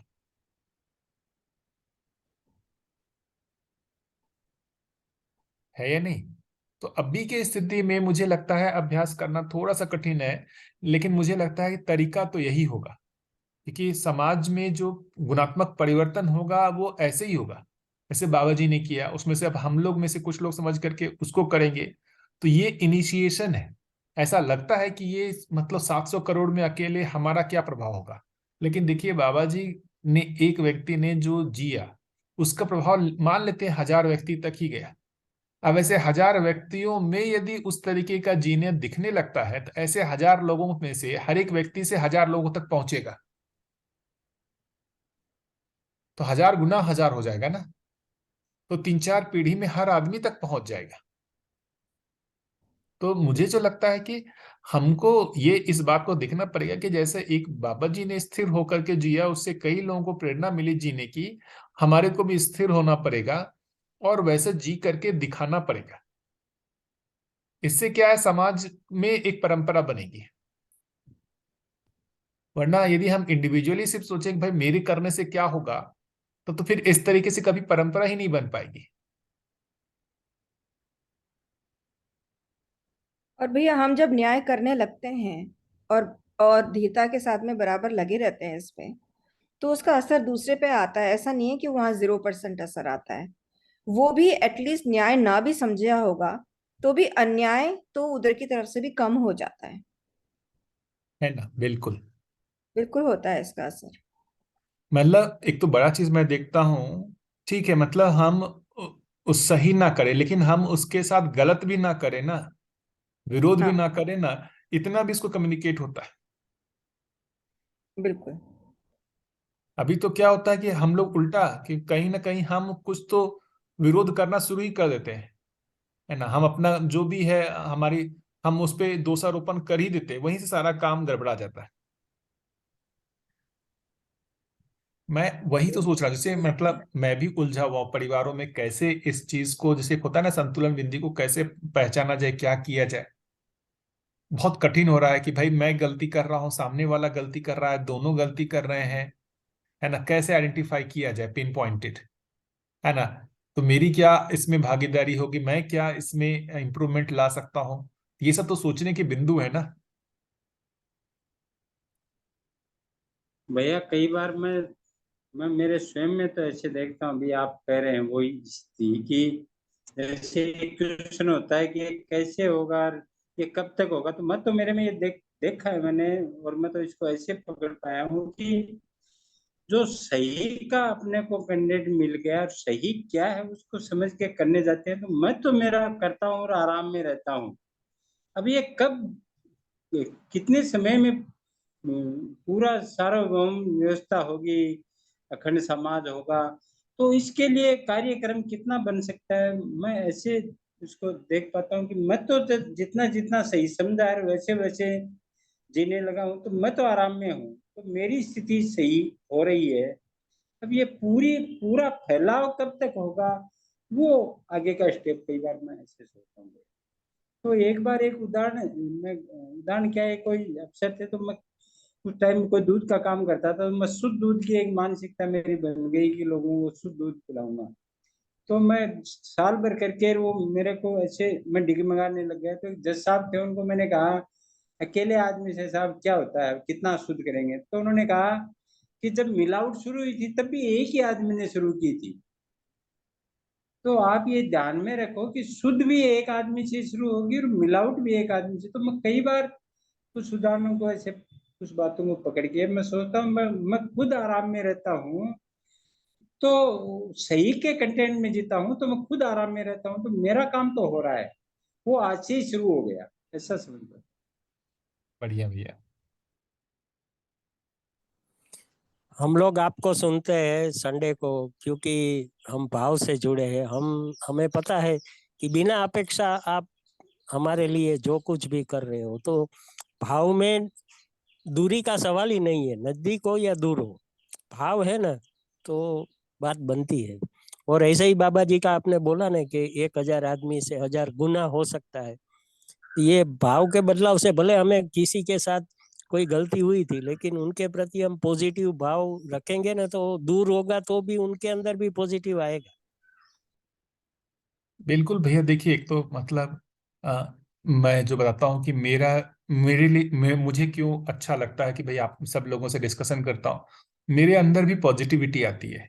जब हम पॉजिटिव चर्चा करते हैं ना, तो मेरे अंदर भी अच्छे भाव बनते हैं, मेरे अंदर भी उत्साह बनता है, मेरे अंदर भी एक लगता है कि नहीं, मैं जो चीज कर रहा हूँ उसको और उत्साह से करूँ। जो भी थोड़ी बहुत निगेटिविटी आई हुई रहती है पूरे वीक में ना, उसका प्रभाव कम हो जाता है। न्याय के लिए जो निष्ठा और बनती है, तो हम जो न्याय को लेकर के ये सब चर्चा करते हैं ना, तो उसमें हमारा उसके प्रति जो एक कहे ना, जो उसका प्रभाव होता है अपने में, वो प्रबल होता है। इसलिए इस तरीके के जो डिस्कशन है या इस तरीके की बातचीत कंटिन्यूअस होनी जरूरी है, ताकि हमारा उसके प्रति जो भी एक लगाव है, अटैचमेंट है, वो बना रहे। वैसे आप सब लोगों को सुन के हमारे अंदर भी भाव में परिवर्तन आता है, नहीं आता ऐसा नहीं है। बिल्कुल है ना। जैसे अभी करते हैं बाबा जी का स्मरण करते हैं, तो जितनी दिन तक चर्चा कर रहा हूँ बाबा जी का स्मरण आ रहा है, बाबा जी के व्यवहार को मैं वापस रिकॉल कर रहा हूँ। तो वो सारी चीजें भी जो है वो अपने में बल देती है कि जो भी एक प्रमाणित व्यक्ति है, उनके आचरण को जिसको मैंने देखा हुआ है, उसको बार बार स्मृति में लाने से, है ना, वैसा मैं भी करने लगूं, ऐसा जो एक है ना, मतलब प्रबल इच्छा बनने लगती है। वरना अभी क्या है कि अभी संसार में तो अभी देखेंगे, अन्याय होते होते आप वहां पर ही थक जाते हैं। तो एक वो जो सही आचरण है वो स्मृति में लाने से थोड़ा सा बल मिलता है। मैं तो मानता हूं कि भाई, मतलब इस पूरे शरीर यात्रा में उपलब्धि एक ही है कि बाबा जी जैसे दिव्य मानव के साथ जो है कुछ समय रहने को मिला, उनके आचरण को देखने को मिला। मतलब बहुत मुश्किल था उनके भाव भंगिमा इन सब चीजों को देख करके ना, लोगों को लग सकता था कि भाई मतलब इनमें कोई स्नेह नहीं है, प्रेम नहीं है, ऐसा नहीं है। मैं उनका पूरा जो मैं कहूँ ना कि वो भाव भंगिमा से ऐसा नहीं दिखता था, विचार रूप में पूरा ही स्नेह था। उन्होंने थोड़ा सा, जैसे आप लोगों से कोई भी यदि मिले हो या लगता हो कि कठोरता है, वो भी इस कारण से था कि परंपरा में देखेंगे ऐसे जो भी ज्ञानी आदमी होते हैं ना, उनके पास सभी लोग अपने दुख दर्द को मतलब दूर कराने के हिसाब से जो है पहुंच जाते हैं। अभी भी देखिए ना, बहुत सारे लोग हैं ही जो बहुत पॉपुलर हो गए हैं, और लोगों के पास लोगों की भीड़ लगी हुई है वहां पर। क्यों? उनको लगता है भाई उनके सानिध्य में उनका दुख दर्द दूर हो जाएगा। तो वो व्यक्ति कोई ज्ञान ट्रांसफर नहीं कर पाता है। तो इस कारण से बाबा जी ने उस तरीके से थोड़ी सी मतलब भाव भंगिमा भाषा रूप में कठोरता जैसा लगता था। लेकिन मैं जितना दिन उनके पास रहा हूँ, विचार रूप में उतना ही जो है लोगों के प्रति दया भाव रहता था। मतलब वो दुख दरिद्रता इस तरीके से दूर नहीं, कोई आदमी आया उसके कुछ कष्ट हैं, जैसे परिवार में झगड़ा हो रहा है, नौकरी नहीं लग रही, किसी को ये करवा दिया वो करवा दिया, ऐसा उनका दृष्टि ही नहीं था। उनकी दृष्टि थी कि भाई जो चेतना विकास कैसे हो, वो जागृति क्रम में कैसे आगे बढ़े, मानवीय परंपरा कैसे बने, वो इस चीज पे मतलब वो जड़ पे काम करना चाहते थे। ऐसा नहीं कि भाई जो एक एक छोटी सी समस्या है उसको वो सॉल्व कर दिए और वो उससे कुछ उसको हो गया। देखिए समस्याएं तो उसकी आने ही वाली है, यदि उसका चेतना विकास नहीं हुआ तो उसकी समस्याएं खत्म होंगी नहीं। तो उनका पूरा का पूरा फोकस जो मैंने देखा था कि वो पूरा ही समस्या खत्म हो जाए, पूर्ण उसको मतलब जो है समाधान मिल जाए, इसी दृष्टि से ही वो लोग की सहायता करना चाहते थे। लेकिन लोगों में अभी वो पूर्ण समाधान के प्रति या उसके प्रति मतलब आकर्षण नहीं बना है। वो तो अभी तात्कालिक कुछ जो है कि हमारे घर में ये समस्या है, वो ठीक हो जाए, इतनी ही समस्या को लेकर के जो है ना वो ऐसे ज्ञानी व्यक्तियों के पास जाते हैं या सिद्ध लोगों के पास। अभी है कि नहीं संसार में, देखिए ना, मतलब नाम लेना उचित नहीं लगता, लेकिन अभी ऐसा है कि नहीं, सबके यहाँ भीड़ लगी हुई है कि नहीं लगी हुई। नहीं, समझ गए हम। लेकिन वो क्या लगता है, वो कोई इससे वो, ये पता चलता है कि कितने कितने लोग दुखी कितने हैं, मतलब उससे ही अपन देख पाते हैं, आकलन कर पाते हैं। तो बाबा जी ने जो समीक्षा की है तो वो ऐसा आकलन करके ही की है कि हर आदमी समझदार होना ही चाहता है, हो ही सकता है ऐसा। उसमें एक आदमी समझदार हुआ तो पूरी मानव जाति समझदार हो सकती है, एक आदमी कुछ काम करता है तो पूरी मानव जाति, हर आदमी कर सकता है ऐसे कुछ। तो उससे एक विश्वास बनता है कि अगर बाबा जी जागृत हुए हैं तो मैं भी जागृत हो सकता हूँ। मैं तो कई बार मैं ऐसे भी देखता हूँ कि उनके जैसे रह सकते हैं अपन। वो समय का कोई मायना नहीं है, लेकिन मूल में तो चाहना यही है कि वैसा ही संस्कार या वैसे ही जो जो एक चेतना का शिफ्टिंग हुआ है वो कैसे मेरे में हो जाए। कई बार बिल्कुल, मतलब उन्होंने जो तो काम तो किया। एक बहुत बड़ी बात रखी कि भाई भूखे को रोटी दे दी जाए तो वो तो 4 घंटे बाद फिर भूख लगेगी, लेकिन उसको अगर ये चेतना ट्रांसफर हो जाती है तो वो फिर और लोगों की भी चेतना ट्रांसफर करने में लग जाएगा। कई बार बिल्कुल भाई, मतलब बाबा जी का वही था कि जड़ को ही ठीक कर दो, हम्म, है ना। अभी ज्यादातर लोग क्या रहता है कि भाई जड़ की जगह जो है वो एक छोटी छोटी समस्याओं में ही उलझे रहते हैं। अभी ज्यादातर जो भी देवी देवताओं के प्रति जो भी हमारा भजन कीर्तन सब कुछ है, पूजा पाठ है, उसका सबसे ज्यादा देखेंगे तो क्या चीज के लिए? अपने परिवार में कोई कष्ट है उससे दुख मुक्ति के लिए ही है। बहुत कम ही जगह होगा जहां पर वो अपने चेतना विकास के लिए पूजा पाठ कर रहे हैं। दो तरीके से पूजा है। एक पूजा है दीनतावश, अपने दुख को दूसरों से दूर करवाने के लिए जो आश्रय प्रवृत्ति है ना। अभी ज्यादातर पूजा वैसा ही दिखता है। दूसरा जो बाबा जी पूजा कर रहे हैं कि हम भी उनके जैसा बन जाओ, ऐसा तो बहुत ही कम है।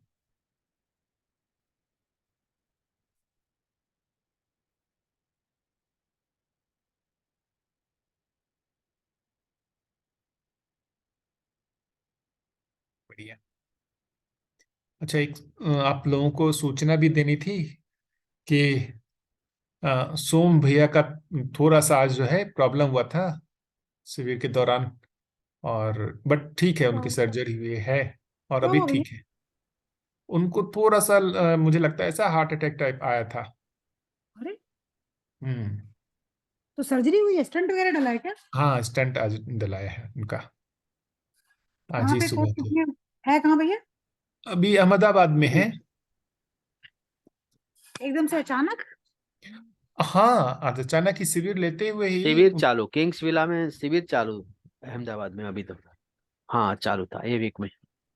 हम्म, तो भैया बट तो कुछ खाते भी नहीं है, हार्ट की प्रॉब्लम बोलते हैं कि कुछ भी घी वी या खाने से, या स्ट्रेस भी भैया लेने वालों में से नहीं है। भैया तो इतने सालों से, क्या बीमारी का कुछ पता ही नहीं चलता। हाँ, मतलब मुझे लगता है कि नहीं, ये जो कोरोना है उसका जो है पोस्ट कोरोना इफेक्ट भी हो सकता है। भैया को हुआ था क्या कोरोना? हाँ, कोरोना तो लगभग सभी लोगों को हुआ ही है।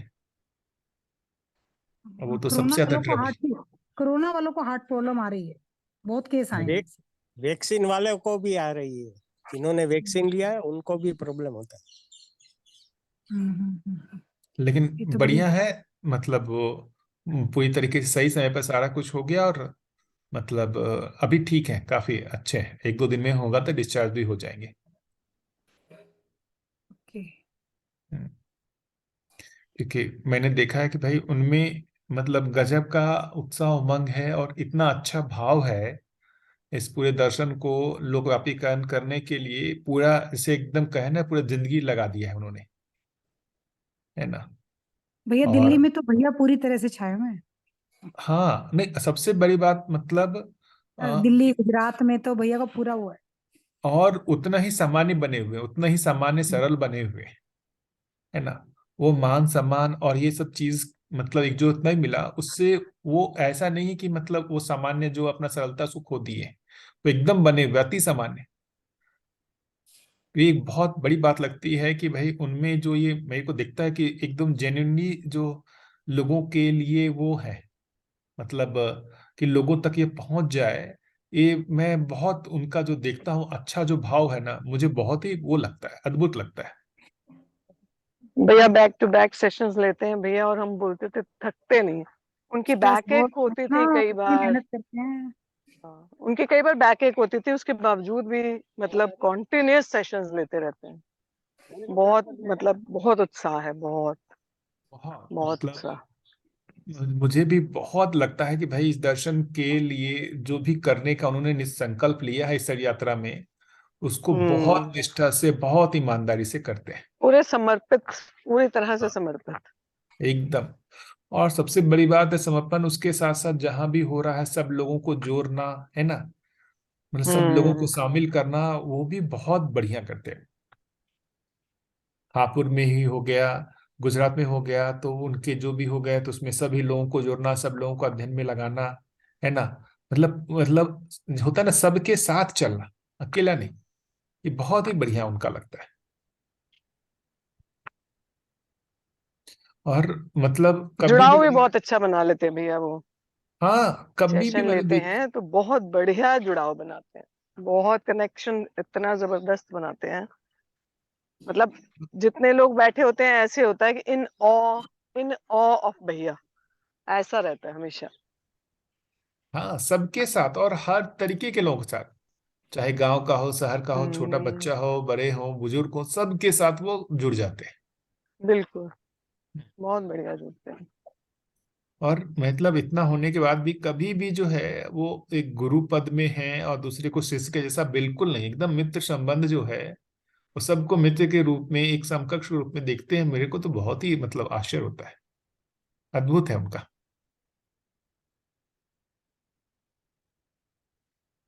तो बढ़िया है, हम सभी लोग की शुभकामना उनके साथ है ही, नहीं भैया, है ना। शुभकामनाएं हमेशा उनके साथ है।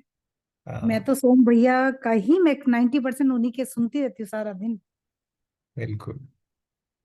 ऐसे जनरली मैंने देखा है कि जो भी हैं, बहुत सारे लोग हैं, मेरे दोस्त भी हैं, जो यूट्यूब पर सोम भैया का देख करके ही मतलब इस जीवन विद्या से जुड़े, है ना, मतलब लाइव ना हो यूट्यूब पर उनके जो वीडियो हैं उसको देख करके ही उनको बहुत सारी चीजें क्लियर हो गई। सोम भैया तो बोलते हैं अपने उसके अंदर कि यूट्यूब पे तो तुम मालिक हो, मुझे जब मर्जी रोक लेते हो, जब मर्जी चला लेते हो। बिल्कुल, बढ़िया। दीपक भैया, आप कहाँ, गुजरात से हैं भैया? अहमदाबाद से भैया।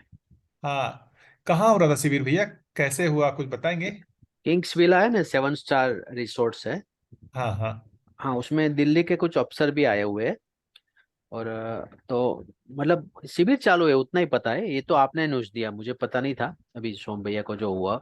मगर किंग्स विला जो 7 स्टार रिसोर्ट्स है, उसमें दिल्ली के बड़े अफसर और बहुत बड़े बड़े लोग आए हुए, तो ये शिविर चल रहा था, ये जानकारी थी खाली सोम भैया का, इधर अहमदाबाद में ही। डेट क्या था भैया, कब से कब का था, आज कौन सा दिन था? अ, 5 से 12। अच्छा। हाँ, किंग्स विला 7 स्टार रिसोर्ट में था, कुछ बड़े अफसर की वजह से उस 7 स्टार रिसोर्ट में रखा रखा गया था। दिल्ली से पूरी अफसर की टीम आई थी इधर फ्लाइट में, ऐसा कुछ था, जानकारी मुझे। भैया 5 जून से 12 जून था भैया का। हाँ हाँ, 12 जून, मतलब आज चालू ही था शिविर। कल, हाँ कल लास्ट डे था। और कल तो लास्ट डे मतलब, होने वाला था 12 तारीख को। हम्म, पहले मतलब मोटा मोटी बात हो गई होगी। नहीं तो क्या होता है ना, हाँ बीच में वो हो जाता है ना, तो फिर कौन मैनेज करे, कैसा करें। अभी वहां से जिगर भाई का भी हो गया था, वो भी बड़ा दुखद था, अब तो वो काफी उनका ठीक हो गया। हाँ, उनका रिकवर हुआ है, ब्रेन सर्जरी किया। हम्म, पैरालाइज हुआ था उनको। अभी ठीक है ना, अभी मिलना हुआ अभी है क्या? ठीक है। हाँ, अभी ठीक है, अभी डॉक्टर मिलने नहीं देते क्योंकि ब्रेन का सर्जरी होता है ना, तो कुछ बयान महीने तक लगा था तो मिलने नहीं देते। मैं मगर मिल के रिकवर आया हो था। गया है। वो पहचानता है, आराम से देखता है, बात करता है, अभी ठीक है काफी। अभी 15 एक दिन पहले मैं मिल के आया था बढ़िया। जिगर भैया से। तो काफी बातचीत कर लेते हैं, पहचान भी लेते हैं ऐसे। काफी ठीक है। भैया सबको भैया की बहुत जरूरत है भैया अभी तो। अभी भी मतलब सभी लोग हैं ही, शुभकामनाएं, अच्छा ही होगा। मैं भी जिगर भाई से बात किया था वीडियो कॉल पे, मुझे तो काफी इम्प्रूवमेंट लगा। तो एक तो क्या है कि इतने लोगों का जो वो रहता है, शुभकामना रहता है ना, उसका भी असर होता है ना। हम लोग सब अच्छा चाहते हैं कि अच्छा हो उनका, सब कुछ जल्दी स्वस्थ हो, तो ये भी मुझे लगता है कि प्रभाव पड़ता है, हमारी शुभकामना का भी प्रभाव पड़ता ही है। बढ़िया।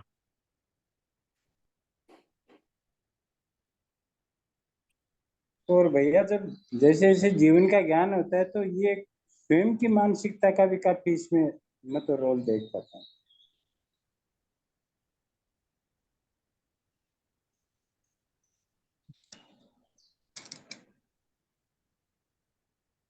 बढ़िया।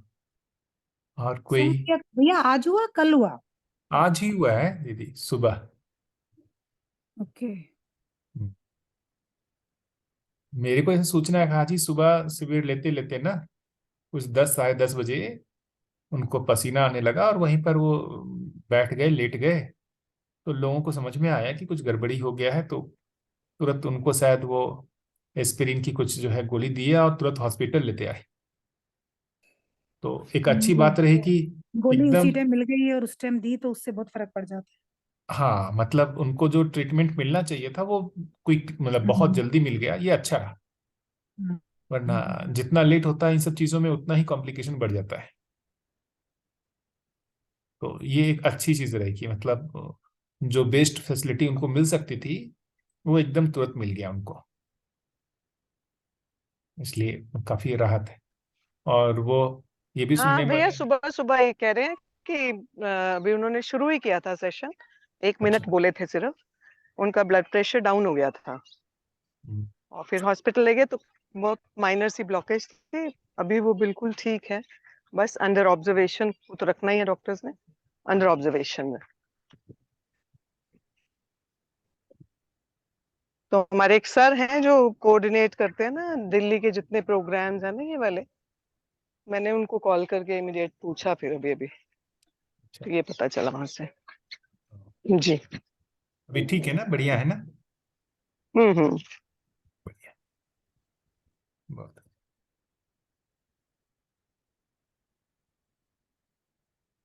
और कोई चर्चा हो या आज रोक ले? कैसा आप लोगों का मन? मैंने शुरुआत में इसलिए नहीं बताया शिविर के शुरुआत, मतलब 5:30 बजे वाले, कि मैं एक लगा कि सब लोगों का मन वो हो जाता है। भैया अभी तो सुन के अब कुछ और ऐसे लग रहा है जैसे सब से हो गए। हाँ, इसलिए मैंने बस हाँ। कि बाद में सब लोग आपको निकल जाए उससे पहले कम से कम एक सूचना तो दे दूं, बिल्कुल है ना? और उसके बाद एक मुझे लगता सूचना है के कि बाद फिर बातें होती भी नहीं। आ, फिर एक मन वो हो जाता है खराब, ना कोई बात करने का मन नहीं करता, थोड़ा सा नेगेटिविटी आ ही जाता है। तब जिनके हम्म। प्रति हमारा इतना अच्छा भाव उनके बारे में ऐसा सुनने को मिलता है तो काफी डाउन हो जाता है मन। हाँ, एक बार तो थोड़ी स्थिरता आ ही जाती है, फिर कोई हम्म, मूवमेंट करने की इच्छा नहीं है। बिल्कुल। मैं भी वही, कुछ मुझे भी लगता है 12 साढ़े 12 बजे पता चला था तो उसमें मेरा भी मन बहुत खराब हो गया था, ये कैसा हम्म। है। बट धीरे धीरे पता चला कि ठीक है, सारा कुछ बढ़िया, ऑपरेशन हो गया, सब ठीक है, वो स्वस्थ है। तो थोड़ा सा ठीक लगता है मन को फिर। बढ़िया। आज रोक ले ठीक है, फिर। ठीक है भैया। जी भैया। ठीक है। सभी को बढ़िया। नमस्ते। नमस्ते बढ़िया। सभी भैया दीदी, मिलते हैं फिर।